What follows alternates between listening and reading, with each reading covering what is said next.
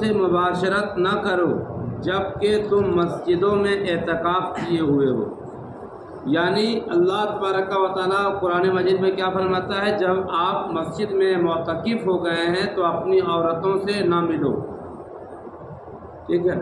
اب اسی کے ضمن میں اللہ کے رسول صلی اللہ علیہ وسلم کی حدیث مبارکہ دیکھیے، صحیحین میں ام المؤمنین حضرت عائشہ صدیقہ رضی اللہ تعالی عنہا سے مروی کہ رسول پاک صلی اللہ تعالی علیہ وسلم رمضان کے آخری عشرے کا اعتکاف فرمایا کرتے تھے۔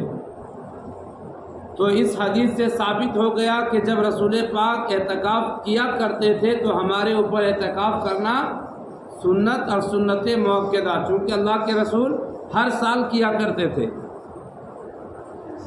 دوسری حدیث ابو داؤد انہی سے راوی کہتی ہیں، یعنی حضرت عائشہ روایت کرتی ہیں کہ معتکف پر سنت یہ ہے کہ نہ مریض کی عیادت کو جائے، نہ جنازہ میں حاضر ہو، نہ عورت کو ہاتھ لگائے اور نہ اس سے مباشرت کرے، اور نہ کسی حاجت کے لیے جائے، مگر اس حاجت کے لیے جا سکتا ہے جو ضروری ہے، اور اعتکاف بغیر روزہ کے نہیں، اعتکاف جماعت والی مسجد میں کرے۔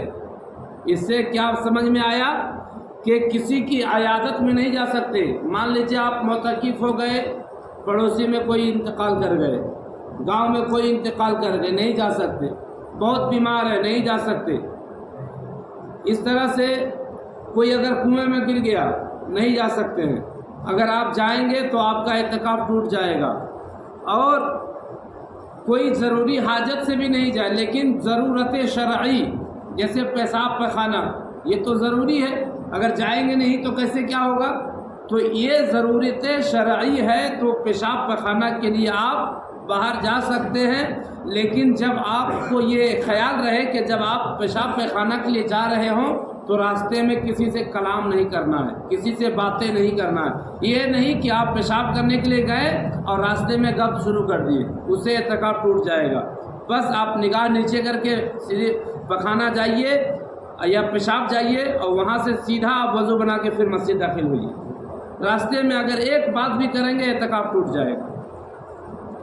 حدیث ابن ماجہ ابن عباس رضی اللہ تعالی عنہما سے راوی کہ رسول پاک صلی اللہ علیہ وسلم نے معتکف کے بارے میں فرمایا، وہ گناہوں سے باز رہتا ہے اور نیکیوں سے اسے اس قدر ثواب ملتا ہے جیسے اس نے تمام نیکیاں کی۔ ٹھیک ہے، اب ایک آخری حدیث دیکھیے، بہقی امام حسین رضی اللہ تعالی عنہ سے راوی، امام حسین فرماتے ہیں کہ میرے نانا رسول پاک صلی اللہ علیہ وسلم نے فرمایا کہ جس نے رمضان میں 10 دنوں کا اعتکاف کر لیا تو ایسا ہے جیسے اس نے 2 حج اور 2 عمرہ کر لیا۔ یعنی اللہ جو 2 حج اور 2 عمرے کا ثواب دیتا ہے، اس 10 دن اعتکاف کریں گے تو یہ ثواب آپ کو آٹومیٹک مل جائے گا۔ اللہ تبارک و تعالیٰ سننے سے زیادہ اس پر عمل کرنے کی توفیق عطا فرمائے۔